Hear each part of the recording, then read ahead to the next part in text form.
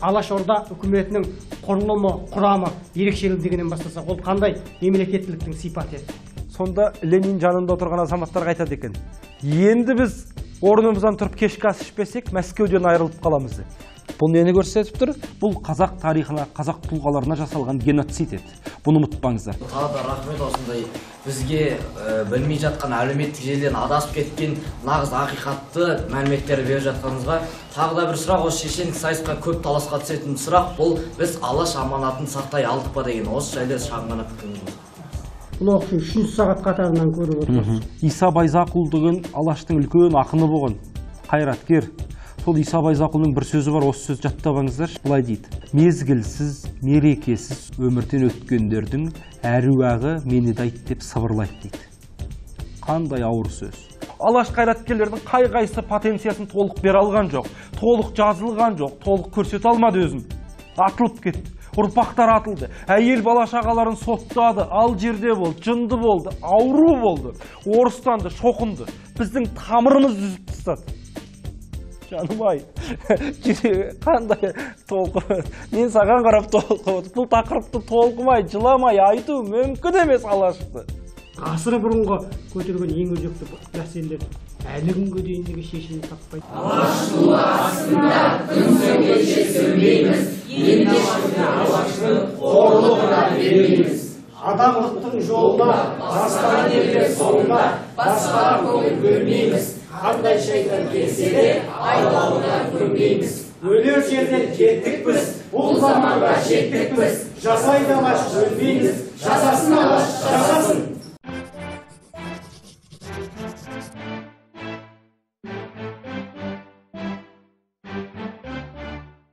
Алашорда үкіметінің құрылымы, құрамы ерекшелігінен бастасақ, ол қандай мемлекеттіліктің сипаты еді? Біздің тарихымыздағы ең әділ, ең демократиялы үкімет Алашорда үкіметі. Мемлекеттің аты Алаш ұлттық территориялық автономиялық республика деп аталады. Үкіметтің аты Алаш Орда ұлт кеңесі деп аталады. Көрдіңіз бе? Ұлт кеңесі деп тұр. Бәр жерге ұлт сөзін қосып тұр. Мемлекетіңіздің атына да ұлттық территориялық деп тұр. Енді Алаш мемлекеті қалай сайланды? Қазақ тарихындағы ең әділ, демократиялық жолмен сайланған сайлау осы Алаш сайлауы болды. Алаш көсемдігіне, яғни Алашорданың төрағалығына, премьер-министрлігіне 3 жылға сайланды.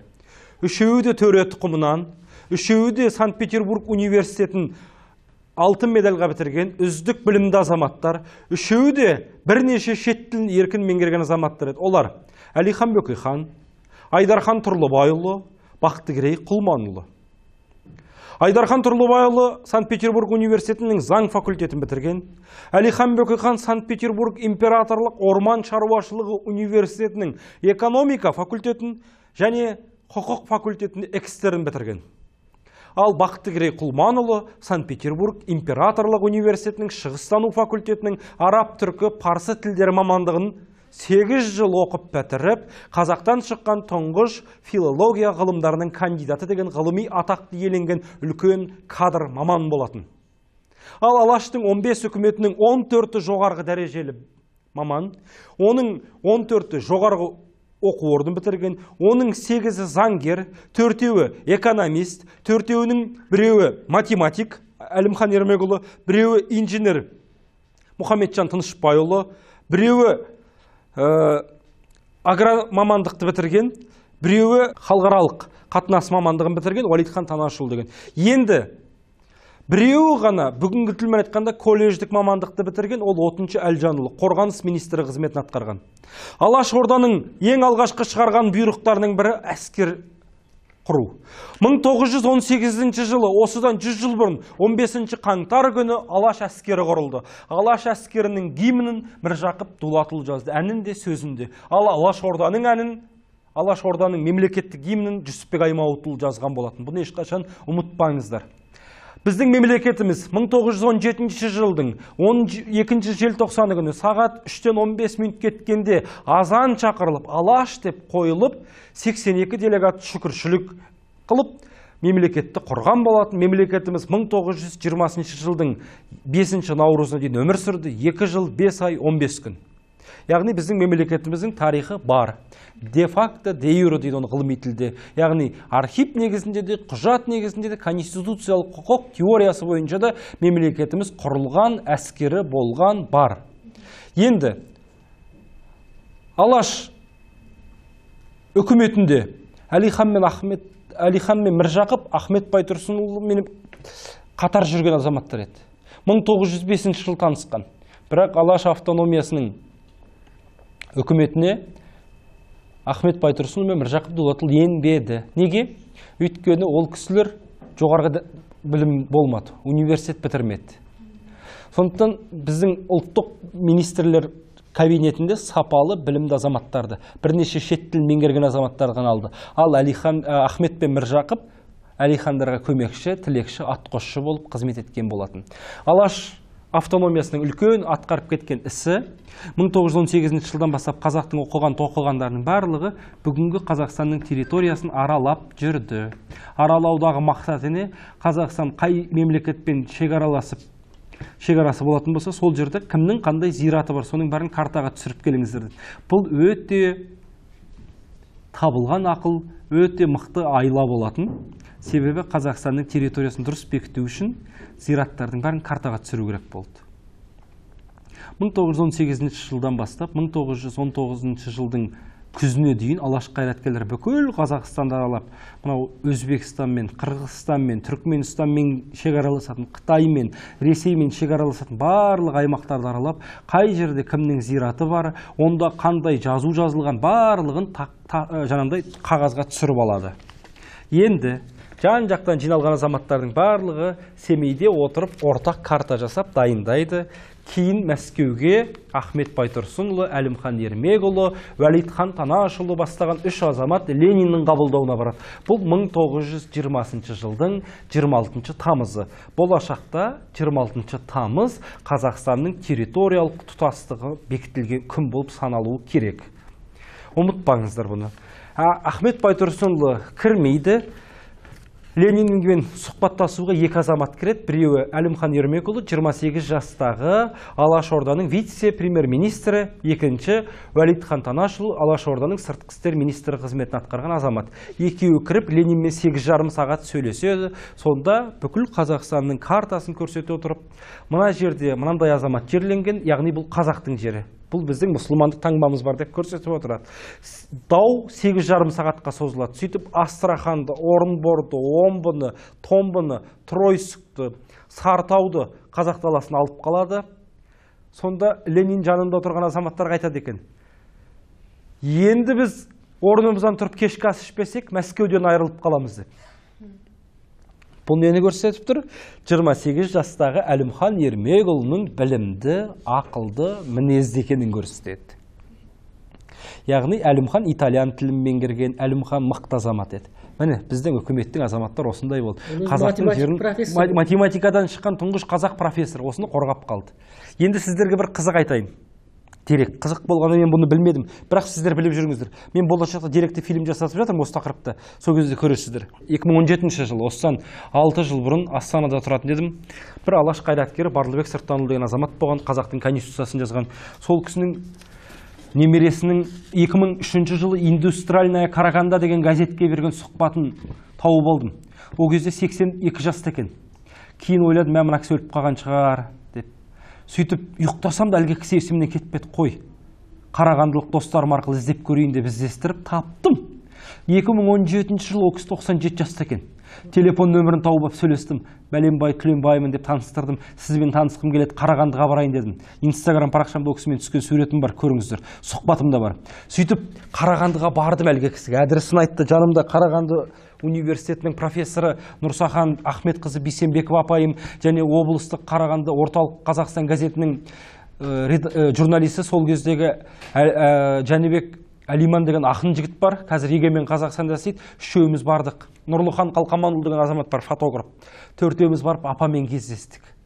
Апа деген аристократка, сұмдық, өзін керемет ұстайды, 97 жаста ақыл есі түзу, естеліктерін бәрін айтып отыр. Бір уақыт айтты, Елдосжан, үйдің адресіне не оқыттың деді.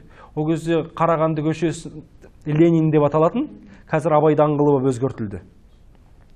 Үйінің нөмірі Ленин 58, екінші подъезд 12-ші пәтер болатын. Одан кейін маған айтты, қарама-қарсы 10-ші пәтерде Әлімхан Ермекұлы тұрды деді. Сонда мынау бір кіреберістен кіргенде 3 пәтер болып тұр ғой. Бірінші 10, ортадағысы 11, мына жақтағысы 12. Бұл статья бойынша берілген екен. 58-ші статья деген атақты статья бар. Бұл халық жауы деген нәрсе. Статья. Бұл қарғыс таңбасы. Сонда апам маған айтты, бұл қарғыс таңбасы деді. Сіздер білмейтін шығарсыздар, мен енді өзімде көрген жоқпын, бірақ кейін ұстап қолыма көргем. Совет заманындағы біздің мына жеке куәлігіміз бар ғой, ол мынандай паспорт сияқты қызыл книжка болатын. Соның 4-ші бетінде домашний адресі, үй адресі деп жазылып тұрады. Сонда апаның үй адресі Ленин 58, 2-ші подъезд, 13-ші пәтер деп жазылып тұрады екен. Оны отдел кадр дейді. Мына кадр маманы білесіздер. Мысалға Жарқын ағамыз кадр маманы, Жарқын ағалардың жұмысында, мысалға сіздердің мектептеріңізде мұғалімге орын бар, вакансия. Мен мұғаліммін, енді осы мектепке жұмысқа орналасу үшін келіп тұрмын. Бұл кісі менің құжаттарымды алып қарады. Кешіріңіз, бізде орын жоқ, айып етпеңіз деп мені шығарып тастады. Ал бұл кісі код штрихты біліп тұр. Ана жерде жасырылған код бар.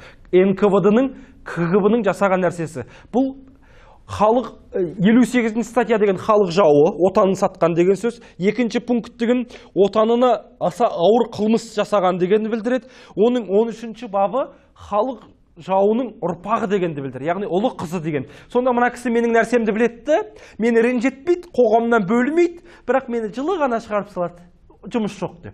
Сонда Совет одағының 15 мемлекетінің әр мемлекетінде қай көшеде халық жауының ұрпағы тұрса, соның адресі 58-2-13 болады екен. Ал Әлімхан Ермекұлы неге 10? Ол отанын сатқан халық жауының өзі дегенді білдіреді, 10 деген. 10-ші бап, яғни өзі. Көрдіңіз бе? Әлімхан Алаштан 3 адам аман қалды. Әлімхан Ермекұлы, Мұхтар Әуезұлы, Қаныш Сәтпаев. Бұл үшеуінің аман қалуына Ахмет Байтұрсынұлы себепкер болған. Ахмет Байтұрсынұлы түрмеде жатқан кезде оларға былай дейді: шырақтарым, сендер ең жап-жас балаларсыңдар, әлі гүлдерің толық жарып үлгермеді.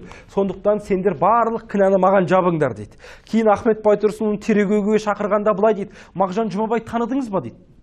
Сонда Ахмет қалай жауап береді? Ой, ол ақын ғой. Ақындар қызға ғашық болады, ақындар араққа құмар болады. Мен Мағжанмен ешқашан сөйлескен емеспін дейді. Сосын Жүсіпбек Аймауытұлы сұрақ қойғанда, ол өзі психологиялық бір ауруы бар еді. Мен онымен дұрыс сөйлесе алмадым дейді. Мұхтар Әуезовпен таныс екенсіз ғой. Мұхтар Әуезов деген бала емес па дейді. Мен 1872 жылы туғанмын, ол бала мұрнына маңқа сағып отыратын. Мен онымен қалай әңгімем жарасуы мүмкін дейді. Сонда айтады, мына Алашорданың 1918 жылғы Семейдегі жиынында Мұхтар Әуезов хатшы болған, міне қолы тұр дейді. Енді қайдан білейін, жиналыстардың бірінде хатшы болса болған шығар, бірақ мен онымен араласпадым деп Мұхтарды құтқарып қалған. Сөйтіп Әлімхан Ермекұлын, сөйтіп Қаныш Сәтпаевты қорғап, Ахмет Байтұрсынның арқасында осы 3 азамат аман қалды. Бірақ аман қалды демесеңіз, үшеуінің де өмірі бақылауда болды. Үшеуі де қуғын сүргіннен көз ашпады. Мысалы, мына нәрсеге таң қалам. 1961 жылы 28 шілдеде Мұхтар Әуезов 64 жасында Кремльдің ауруханасында қайтыс болды. Язва деген аурудан. 7-ші палатада. 1964 жылы дәл сол 7-ші палатада 64 жасында академик Қаныш Сәтпаев қайтыс болды. Дәл Кремль ауруханасында. Бір нәрсе ойланта ма сіздерді? Мәскеуде қайтыс болған азаматтардың тағдыры өте қиын. 1958 жылы дәл сол Кремль ауруханасында Күләш Байсейітова қайтыс болады. Дәл сол жерде қазақтан шыққан тұңғыш кинорежиссерлардың бірі Шәкен Айманов қайтыс болады. Бұл қазақ тарихына, қазақ тұлғаларына жасалған геноцид еді. Бұны ұмытпаңыздар. Екінші бір нәрсе, Мұхтар Омарханұлы, Қаныш Сәтпаев та қазақ үшін тым бағалы тұлғалар еді, айдаудан көз ашпады дедік. Бұл кісілер толық нәрсесін беріп үлгермей кетті. Бұл біздің трагедиямыз негізі. Осы тұлғаларды ұмытпаңыздар. Жаңағы сауалға осылай жауап берейін. Сұрақтарыңыз бар ма? Тағы да рахмет осындай бізге білмей жатқан әлеуметтік желіден адасып кеткен нағыз ақиқатты мәліметтер беріп жатқаныңызға. Тағы да бір сұрақ, осы шешендік сайысқа көп таласқа түсетін сұрақ, бұл біз алаш аманатын сақтай алдық па деген, осы жайлы шағын ғана пікіріңіз болса. Бұл оқысын 3 сағат қатарынан көріп отырмыз сұхбатты. Алаш аманатын ақтай. Алаш аманатын ақтау деген нәрсе өте қиын. 25 мың атылып кеткен азаматты қайтып тірілте алмайсыз. Иса Байзақұл деген алаштың үлкен ақыны болған, қайраткер. Сол Иса Байзақұлдың бір сөзі бар, осы сөз жаттап былай дейді: мезгілсіз, мерекесіз өмірден өткендердің әруағы мені дайт деп сыбырлайды дейді. Қандай ауыр сөз. Яғни мерекесіз, мезгілсіз деген не ол? Той көрмеген, қызық көрмеген, қуаныш көрмеген, атылып кетті деген сөз. Мынау Міржақып Оян қазақ фильмінде, сериалды көрдіңіздер. Сонда Міржақып тұлпары ала көзбен қоштасатын бір керемет оқиға бар. Бүкіл жан жүрегіңді ауыртып жылататын. Сонда ала көзді сипайды ғой жалынан. Ала көз, бауырыңды жазып бір кең далада шаба алмадың ау дейді. Ол атқа айтылып тұрған жоқ, ол өзіне айтып тұр Міржақып, өзіне. Алаш қайраткерлердің қай-қайсы потенциясын толық бере алған жоқ, толық жазылған жоқ, толық көрсете алмады өзін. Атылып кетті. Ұрпақтар атылды. Әйел бала шағаларын соттады, ал жерде болды, жынды болды, ауру болды, орыстанды, шоқынды. Біздің тамырымыз үзіп тастады. Жаным ай, қандай толқып, мен саған қарап толқып, бұл тақырыпты толқымай, жыламай айту мүмкін емес алашты. Біз осындай тұлғалардан айырылып қалдық, потенциалымыз айырып тастады. Көрдіңіздер ме? Енді осы алаш аманаты деген нәрсені ақтау мүмкін бе? Алаштың артып қалдырып кеткен аманаты көп. Алаштың аманатын ақтау оңай емес, бірақ әр қайсымыз ақтауымыз керек. Байтұрсынұлы айтады, ұлт жұмысы көптің жұмысы, көп жұмысқа көп жұмысшы керек дейді. Әр қайсымыз жұмысшы болуымыз керек. Біз, мына менің қарындасым сияқты, жаның ауырып, ұлтқа адал болып, осылай жаныңмен, жүрегіңмен жылап, ақысыз, пұлсыз алашты түсінсең, алаш аманатын ақтай аласың. Қазақша сөйлесең, қазақша ойласаң, қазақша түс көрсең. Сондықтан алаш аманатын ақтауға әр қайсымыз еңбек етуіміз керек. Иса Байзақұлының сөзін ұмытпаңыздар. Әр жұмада артында ұрпағы қалмаған, іздеушісі жоқ алаш тұлғаларын есімдерін айту, Құранға қосу, дұға ету сіз бен біздің парызымыз. Оларға ешкім дұға етпейді, олардың ұрпағы жоқ, олардың зираты да жоқ. Қай жерде көмілгенін де білмейсің. Мен баяғыда осыдан 14 жыл бұрын бір сөз жазыппын. Сол сөзіме әлі таң қалам, рас сөз. Сол кезде маған талай достарым күлген былай деп. Сөз былай: жер бетіне сыймай кеткен алаш арыстарын кеудеме сыйдырып, жүрегіме жерледім деп. Сол кезде талай досым жазып еді, жүрегің зират болып кетіпті ғой деп. Топас қой ол, түсінбейді. Мен оны абстракты түрде жерледім деп тұрмын. Яғни алаш менің жүрегімде. Біз жүрекпен айтуымыз керек алашты. Сонда ғана қоғам алға жылдайды. Абай атамыз айтады: ет жүрексіз еріннің айтпа сөзін, тіл үйренген нәпсінің қу мінезін, тілде жиек, ерінде сүйек бар ма, шымылдық боп көрсетпес беттің жүзін дейді. Біз қазір тілсіз сөйлеп, жүрексіз сөйлеп жүрміз. Имандылығымыз да сыртқы формаға шығып кетті, жүректе емес. Мәшһүр Жүсіп пен Абайдың кездесуін білесіздер. Абай айтып еді ғой, Құдай қайда деп. Сонда Мәшһүр Жүсіп айтады, Құнанбайдың Абайын, Құдайын қайда екен білмеймін, Мәшһүр Жүсіптің Құдайы жүрегінде дейді. Біз бүгін Құдайдан айырылып қалдық жүректегі. Абай айтады, шын жүректен шыққан сөз сол жүрекке болсын кез дейді. Бүгін қоғамда сөзіміз жүректен шықпағаннан кейін адресатқа жетпей, жарты жолда үзіліп жүр. Келесі адамның жүрегіне жеткізе алмаймыз, келесі адамның жүрегін ауырта алмаймыз. Біздің сөзіміз әлсіз, біздің сөзіміздің құны жоқ болып баратыр қоғамда. Құнсыз айтамыз, яғни жігерсіз айтып жүрміз қоғамда. Ел басындағылар да ел тізгінін ұстап жүргендерде жігерсіз сөйлей салады. Шын көңілімен айтып тұрған жоқ. Абай айтады, иман деген дейді, айнымас көңіл, босамас буын дейді. Ал босамас буын, айнымас көңілі бар адам бар ма қоғамда? Міне, айналып келгенде алаш идеясы деген иман, алаш идеясы деген тазалық. Иманды адам деген кім? Алаш қайраткерлері болады. Ұлтына, жұртына да, дініне де адал, шахид болып кеткен тұлғалар. Сондықтан бұл тұлғалардың аманатын өлшеу мүмкін емес. Ананың сүтін қалай ақтай алмасаң, алаштың да біз аманатын ақтауымыз екіталай. Бірақ ақтауға тиіспіз. ақтау үшін әрқайсымыз еңбек қылуымыз керек. Жақсы. Шерхан Мұртазаның сөзі бар. Рухы мықты, рухани әлем кең ел, мықты ел. Рухы сынған жүдеген елді жеңу де жеңіл дейді. Елде жоқ рух ақын сөзінде қайдан болсын деген Ахмет Байтұрсынның да сөзі бар. Енді осы жерде мынандай бір сұрақ өте сұранып тұр. Сіз енді Алаш партиясының, Алаш идеясына назар аудара отырып, олардың жер, тіл, дін, білім беру, өндіріс мәселесіне қатысты дүниелерін бағдарламасынан білеміз. Ал сол ғасыры бұрынғы көтерген ең өзекті мәселелер әлі күнге дейін неге шешімін таппайды? Әлде сол әлекеңіз сияқты тұлғалардың болмауынан ба, басқа себептер бар ма? Мына ұрпаққа дейін келе жатыр сол мәселелер шешілмей. Не істеу керек? Өкінішке қарай, рас, біз қоғамымыз қазір тоқтап қалды. Экономикада, ауыл шаруашылығында болсын, саясатта болсын, өте қызық жағдайлар болып жатқан білесіздер. Алаш қайраткерлерінің еңбегінде былай дейді: мемлекет тәуелсіз болу үшін үш нәрсесі өзінде болу керек дейді. Бірінші дейді, азық түлігі ауыл шаруашылық өнімдер өзі өндіріп, өзі шығарсын дейді. Бір. Екінші, жер асты, жер үсті байлығын өзі пайдаланып, өзі қажетке жаратқанда ғана мықты болады дейді.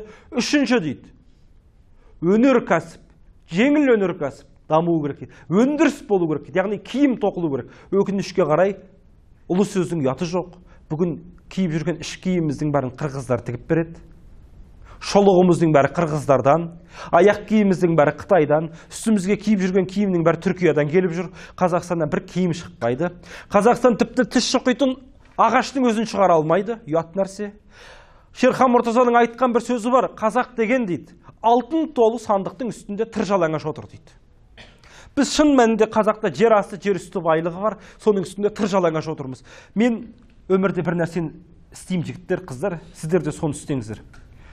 Базарға барғанда, дүкенге барғанда, кілт жасатқанда, аяқ киімді тіктіргенде, саудаға бір жерге барсам, қазақ баласына барамын. Қазақтың баласына ғана барамын. Біздің қоғамда бір психология қалыптасқан, орысша жасайды деген. Мен олай істемеймін. Қазақ баласына барамын. Бір тиын болса да өзімнің бауырыма түссін, қазақтың баласына түссін. Күнелтіп отыр ғой сол ақшаға деп. Бұл қарапайым нәрсе. Алаш қайраткерлер айтады: ұлт жұмысының ұсақ ірі деген болмайды дейді ұлт түсінде. Бұл қарапайым ғана нәрсе. Бірақ осы нәрсені мен жасаймын. Өйткені қазақтың баласы ғой ол отырған. Сондықтан қай уақытта болсын қазақтың баласын қолдап жүріңіздер. Қазақтың баласына көмек беріңіздер. Біз бір-бірімізді сүйіп, бір-бірімізге аға іні болып, бір-бірімізді құрметтеген жағдайда ғана қазақ қоғамы алға жылжиды. Басқа ұлттарды кемсітпейміз, басқа ұлттарға құрметпен қараймыз. Бірақ Қазақстанда басқа ұлт жоқ, этнос қана бар. Ұлт жоқ Қазақстанда, этнос бар. Осыны ұмытпаңыздар. Бір ғана ұлт бар, ол мемлекет құраушы қазақ. Қазақстан деген не деген сұрақты қоям сіздерге, бірақ сіздер ол сұраққа былай жауап бермеңіздер. Қазақстан деген жер бетінде мандай орналасқан, андай демократиялық парламентті мемлекет деген айтпаңыздар. Қазақстан деген мен деп айтыңыздар. Сіз Қазақстансыз, сіз болмасаңыз Қазақстан болмайды. Қазақстанның конституциясында Қазақстанның байлығы адам деп жазылып тұр. Сіз адамсыз, сіз жеке тұлғасыз. Сіз болғанда ғана Қазақстан болады. Сондықтан әрқайсыларыңыз мен қазақпын, мен Қазақстанмын дегенде ғана қоғам алға жылжиды. Сондықтан қазақ болыңыздар, қазақша ойлаңыздар, қазақша түс көріңіздер. Алаштың экономикасын, Алаштың демократиялық қоғамын, Алаштың ауыл шаруашылығын, Алаштың ауыр жеңіл өнеркәсібін, Алаштың агро-техникалық саласын, ветеринария саласын, медицинасын, индустриясын тек қана біз дамыта аламыз. Сондықтан әрқайсыларың оқыңыздар, инженер болыңыздар, механик болыңыздар, ауыл шаруашылығына барыңыздар, ветеринар болыңыздар, түрлі саланы меңгеріңіздер, сол саланы қазақша сөйлетіңіздер. Сонда қоғам алға жылжиды. Алаш қайраткерлері жан-жақты көп салалы универсал тұлға болды, әмбебап. Сондықтан әрқайсымыз әмбебап болайық, бір-біріміздің ісімізден мін таппайтындай болуға ұмтылайық. Сіздерге сабақтан айтылатын дүниелер осы ғой, қазақ әдебиетін тереңдетіп қай салаға барсаңыздар да, сол жаққа қазақы бояу беріңіздер деп. Сұрақтарыңыз болса. Алаш партиясы мен 300 партиясының арасында байланысы бар. 300 партиясы Көлбай Тоғысовтың тарапынан құрылған, Нұрғали Құлжановтың тарапынан құрылған партия. Алаш партиясына оппозициялық бағыттағы партия болған. Өкінішке қарай қазақтарды алдап ақша жинағаннан кейін ғұмырлары ұзаққа бармады. Көлбай Тоғысовта, оның жанында жүрген бірқатар азаматтар біз партия құрып жатырмыз деп қазақтарды алдап, қазақтың ақшасына күнелтіп, партия құрды деген аты ғана, бірақ партия шыққанда іс жүзінде жүзеге асқан жоқ. Тек қана құрылды, құрылмай жатып тарады. Осындай нәрсе. Алаш партиясы өзінің миссиясын толық орындап шықты. Жақсы, келесі сұрақ. Сағи, қателеспейсіз. 1917 жылы ақпанда патша құлады. 1917 жылы қазанда билікке большевиктер келді. Одан кейін 1918 жылы азамат соғысы неге қазақ даласында болды. Және сол уақытта майданның бәрі қазақ жерінде өтті. Сол уақытта алаш зиялылары қандай әрекет етті, не істеді? Біріншіден, қазақ заласында азамат соғысы өткен жоқ. Азамат соғысы деген ол қақтығыс. Азамат соғысы Ресейде ғана өтті, Петербург пен Мәскеуде ғана өтті. Қазақстанда мүлде азамат соғысы болған жоқ. Бізде азамат соғысы болатындай оқығандардың саны көп емес.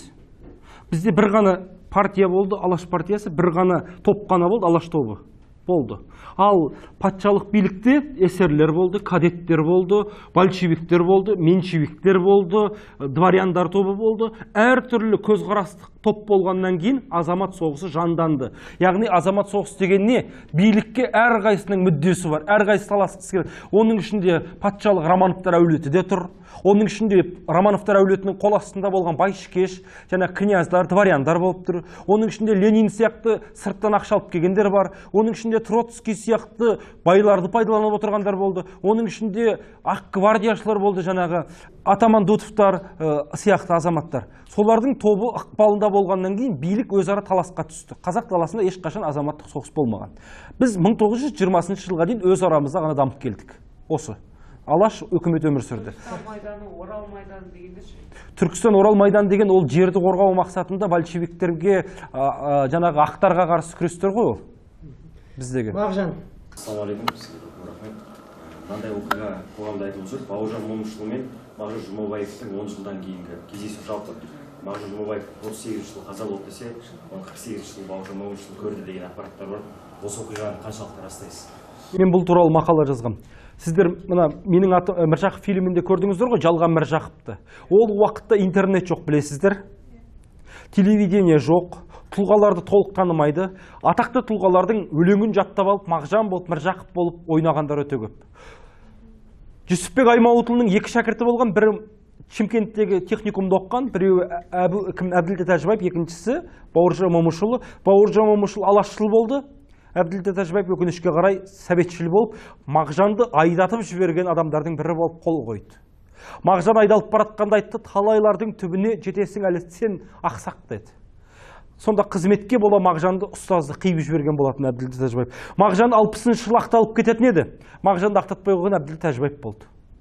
Кейін Мағжан ақталатын кезде Әбділда Тәжібаев Мағжанның кітабының алғы сөзін жазды. Сонда Зылиха Жұмабаева, сен жазбайсың, сен қарабетсің деп қарсылық көрсетті. Бірақ билік 80-нен асқан жасы келген ақсақалдың алғы сөз жазып кешірім сұрауына рұқсат берді, кінәсін жуып шаю үшін. Бұны ұмытып қалмаңыздар, бұл ақиқат, осы ақиқаттан сабақ алыңыздар.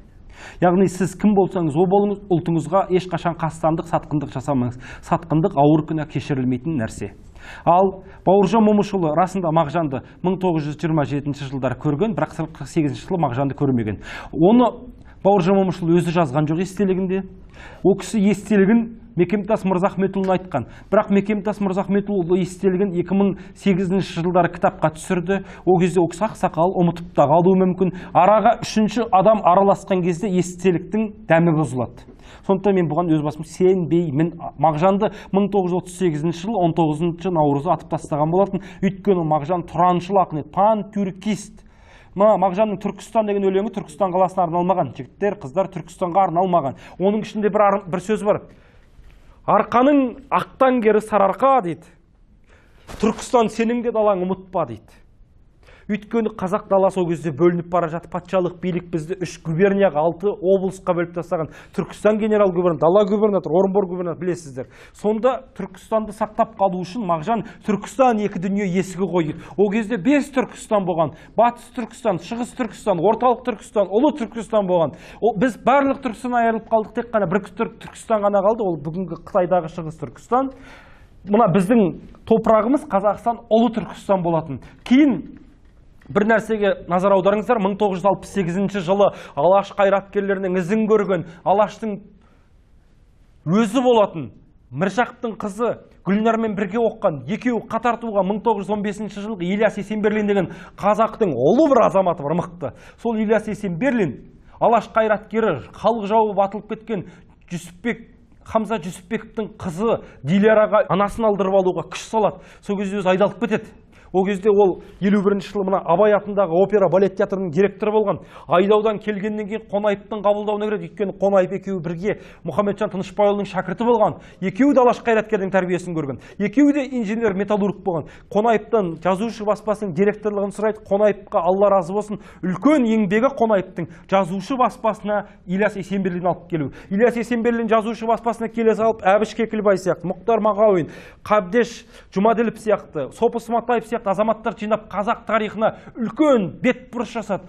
Қазақ тарихи романдар жазды. 1968 жылы Көшпенділер романының 3-ші кітабы, бірінші кітап болып шықты. Қаһар, Кенесары хан туралы білесіздер. Сол кезде халық Кенесарыны оқып, рухтанып жатқан кезде КНБ, КГБ қулық жасап, полковник КГБ-ның Серік Шакыбаев деген Қостанайдағы полковникке кітап жаздырады. Жазушы болмаған адамға кітап жаздырдып, Падание Большого Түркістана, Ұлы Түркістанның күйреуі деген Мұстафа Шоқайды алашты жамандатып, Түркістан легионын жамандатып кітап жаздырдып.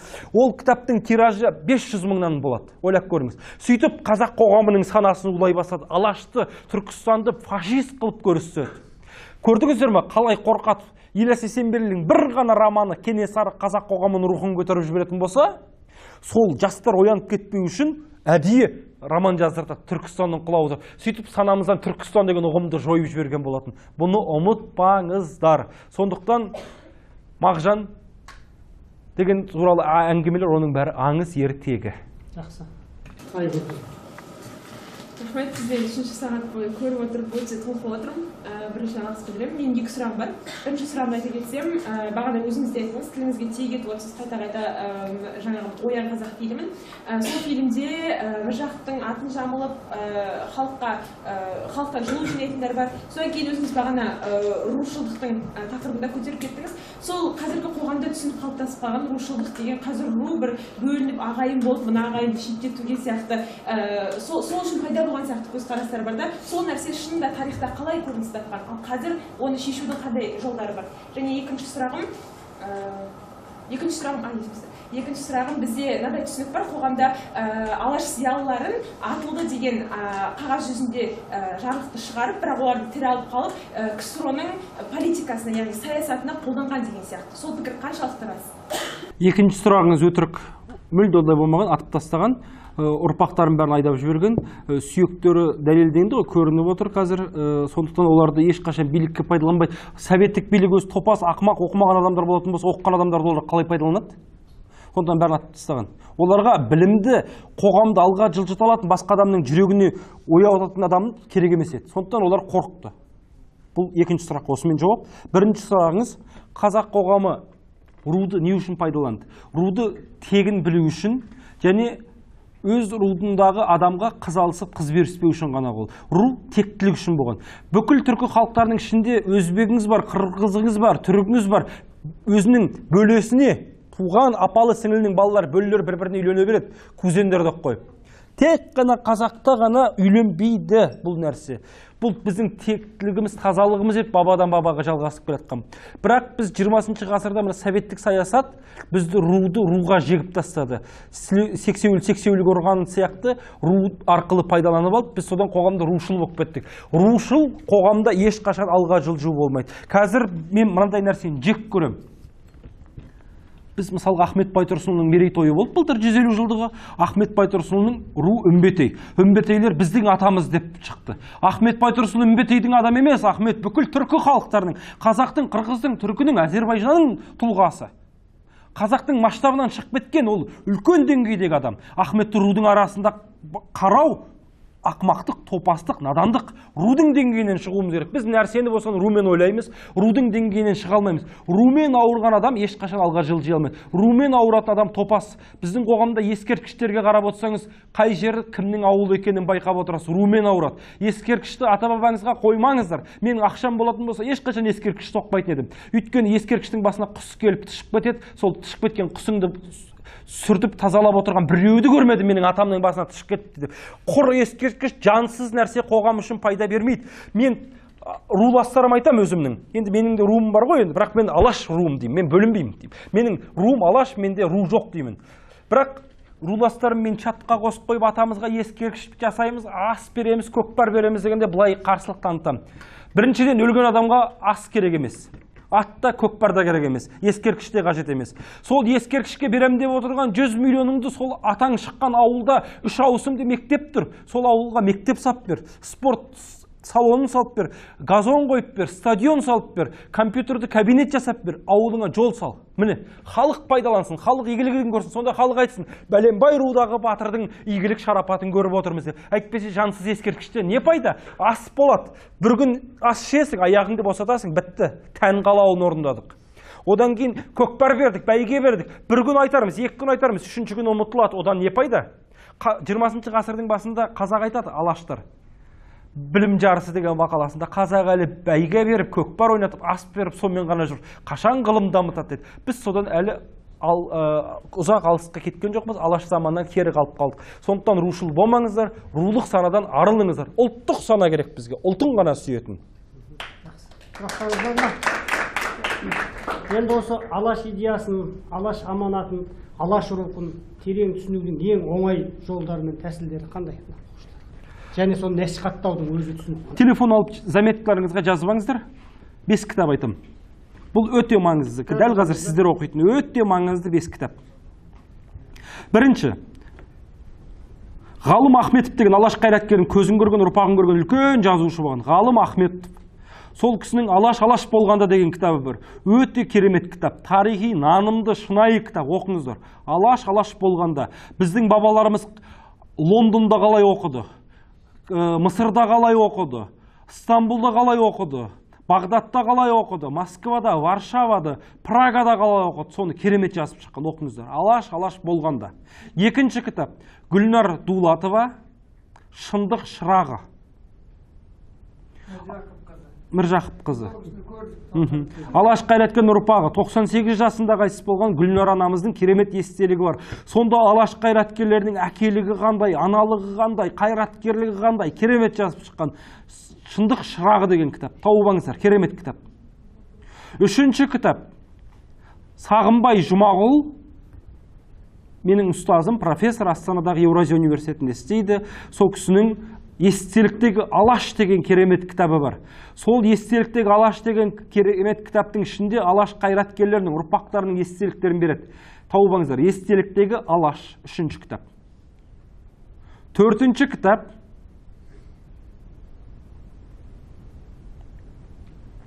Тұрсын Жұртбай Ұраным Алаш. Біздің ұстазымыз, менің жетекшім, сол кісінің осы кітабын тауып алыңыздар, керемет жазылған. Түрмедегі сәттерін береді Алаштың.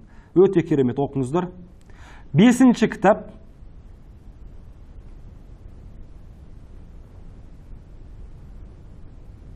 Тұрсын Жұртбай Болашағымның бәйтерегі деген роман эссесі.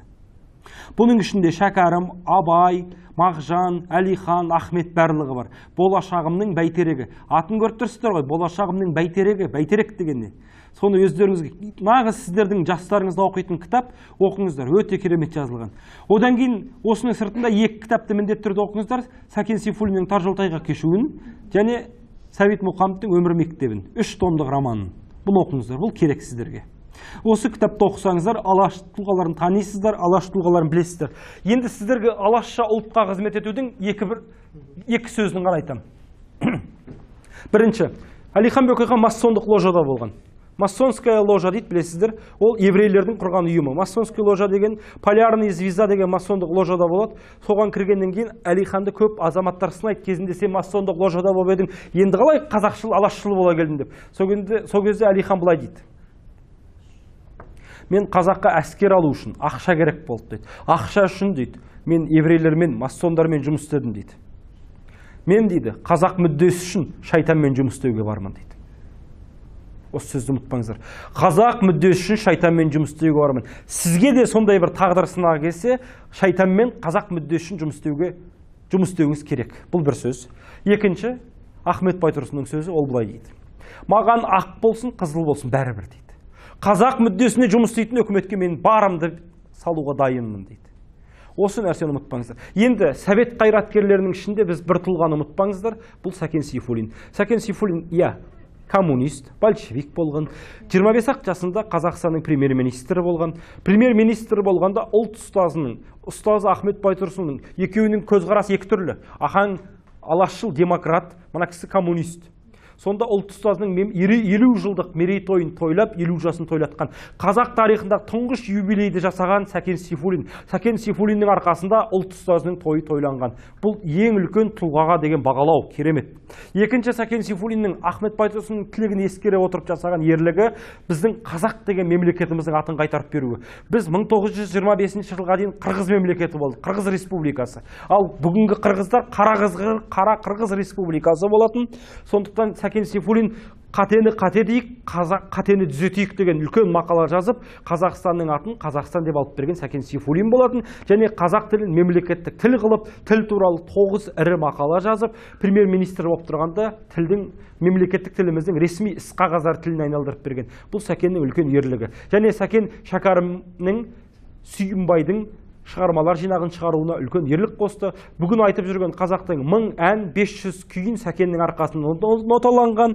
Халық әртісі деген әртіс атақты осы 500 күйді 1000 әнді жасаған Затаевичке алып берген. Және Түркістан қаласындағы Қожа Ахмет Яссауи Хазірет Сұлтанның кесенесіне 10 миллион теңге рубль бөліп, кесенені бүгінге сақтап қалып, күрделі реставрация жөндеуіне ақша бөлген Сәкен Сейфуллин. Бұл тақырыпта біз Сәкенмен мақтануымыз керек. Сәкен қанша жерден коммунист болса да, алаш бағытындағы пікірі бар. Енді сіздерге бір ғана нәрсе айтамын. Ахмет Байтұрсынның музей үйіне барыңыздар, күрделі реставрациядан өтті. Соның ішінде Сәкеннің керемет бір сөзі бар. Ұлтшылдардың ішінде ең ұлтшылы Ахаң еді, Ахаң халыққа қызмет қылғанда дейді. Ешқашан ақысыз, пұлсыз, жанымен, жүрегімен қызмет қылды дейді. Бүгінгі қоғамға бізге керек білімділер, біз білімділерге зәруміз. Білімді бола тұрып, мен білімдімін деп, мен атақтымын деп, бәлденбейтін және кеудесін соқпайтындар керек. Сонымен қатар білімділер бізге жанымен, жүрегімен, ақысыз, пұлсыз қызмет еткені керек. Сондықтан ақысыз, пұлсыз ететін, қызмет ететін, жанымен, жүрегімен қызмет ететін жас қыз жігіттерді іздеп жүрміз. Бірге болайық. Білімдіден не пайда? Алаштың астында күн сөнгенше сөнбейміз, ендеше алаштың қорлығына бермейміз. Адамлықтың жолда, бастаған елдер соңында, басқаға көңіл бөлмейміз. Қандай шайтан келсе де, айлауына көнбейміз. өлер жерден кеттік біз, Бұл заманға жеттік біз, жасайды алаш өлмейміз, жасасын алаш, жасасын. Бүгінгі тағылым мен тәрбиеге толы 2,5 сағаттық әңгімемізді осы жерден тоқтатып аяқтауға тура келіп отыр. Елдос бауырыма көп рахмет. Шын мәнінде кешегі алаш зиялыларының жолын қуғандығы көрініп отыр. Әуежеден сөз алған беттен қолқамызды жерге тастамай келіп сіздерге айтты. Ұлт ұстаз Ахмет Байтұрсынұлы баланы ұлша тәрбиелесең, ол құлша тәрбиелесең құл болмақшы деп еді. Бүгінгі жасаған сұхбатымыз осы ұстанымға сай жасалған әрекеттің бірі. Қазақтың жоғын жоқтап, мұңын мұңдап, кемін толықтырып, кемшілігін түзеуші шәкірттерім, сіздер құл сияқты егілген, езілген ұрпақ емес, ұл сияқты рухы биік, намысы, өр, арманы, асқақ, мақсаты мығым хам, мол, ұлтын өле-өлгенше сүйетін ұлы жүрек иесі болсын деген ниетпен алаш тақырыбында әңгіме қозғадық. Осы айтылған әңгімелерді сергек саналарыңызға түйіп, бос күлкіменен өтетін босқа уақытты, бос әрекеттерді тыйып, көкейлеріңізге алаш мұрасын жиып, қазақияны өле-өлгенше сүйіп өтіңіздер. Ата-бабамыздың аманатына адал болайық. Сізге рахмет.